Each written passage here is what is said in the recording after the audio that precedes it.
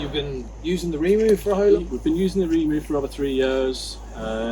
We use it on our sites, clearance on sites, clean material straight from sites, some straight to tip, then we crush some on site.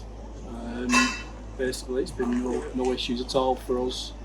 Brilliant machine. So you've had, you've used it here in the yard and on site? We use it sometimes in the yard, a lot of the time it's on our site work. What kind of difference has it made, you know, compared to not having it before to having it? It's made a big difference, especially with the tips being as picky as what they are.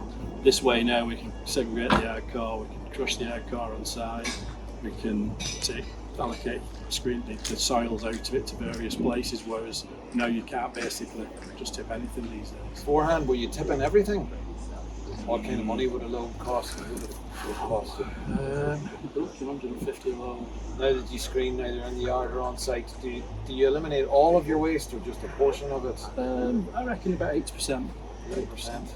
So you're saving 80% of your tipping costs and your transport costs. Do you get a sellable product after you've worked with the bucket? Yeah, we do well with it. We do well. Do you have any idea, was it weeks, months, years for the bucket to pay for itself?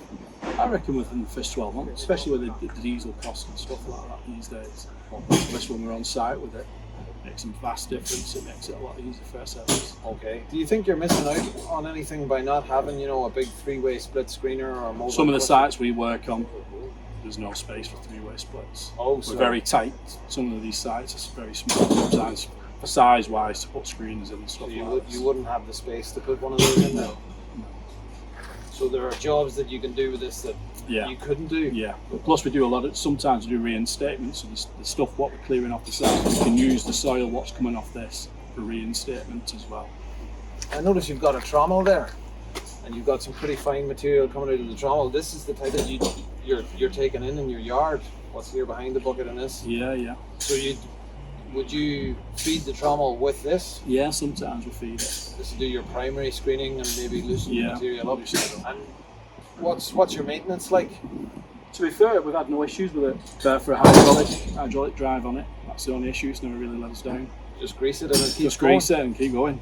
They're the original rotors. They're the original they're the original rotors on it. Have you hard faced them at all? Not yet. They need doing. Not yet. Well, 3-4 years. That's not bad.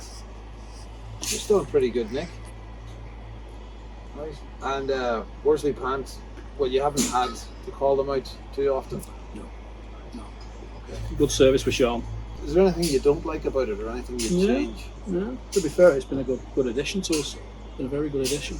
Is there anything you'd like to add or comment? Or no. I mean, sometimes we use it for blending our ballasts as well. See, we blend sand and stone, so we use it for blending as well. Mixing. So when we get the sand and the stone, we blend with it as well. I'm happy that you're happy. Yeah, Thanks very much for taking the time to talk. Thank you.